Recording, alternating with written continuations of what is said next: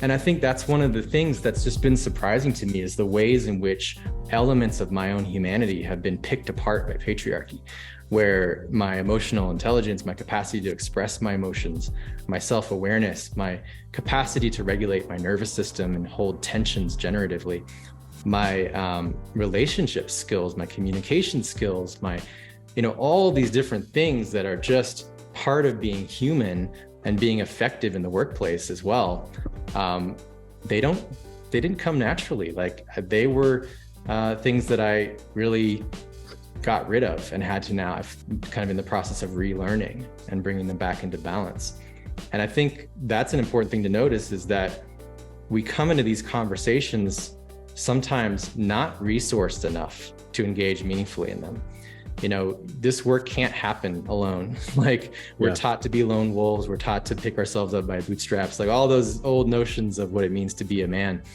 And yet it's not workable. It falls apart immediately in these spaces.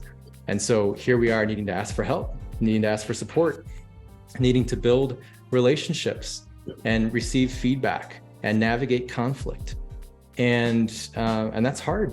That's work that's different than I think a lot of us have, what we've prioritized and been led to prioritize.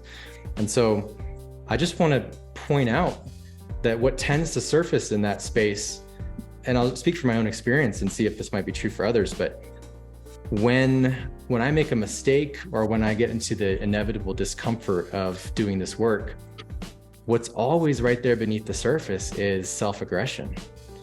So it's like, oh, well, if you mess up, and there's this fear of, like, it's perfectionism, this sort of idea that we have to have the right answer or know the right way to do things. And that it has been for me at times paralyzing, or it's kept me from taking risks that would otherwise have led to more learning and growth and relationship.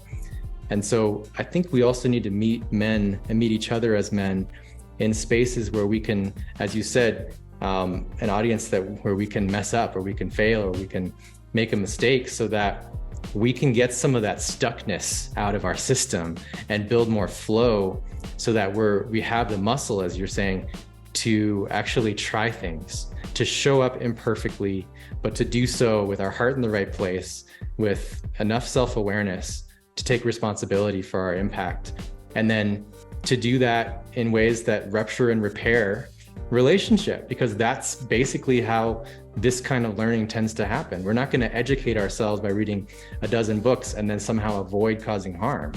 Like, we need to be learning about this stuff experientially. And that means that, we need to be willing to be in situations where we make mistakes and not immediately go to anger, defensiveness, attack, which is often what we're taught to do as men, but also not immediately turn it inward and go to self-attack and self-aggression, which then pulls us out of the work.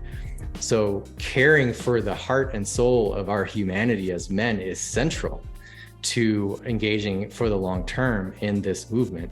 And I think we don't talk enough about that piece.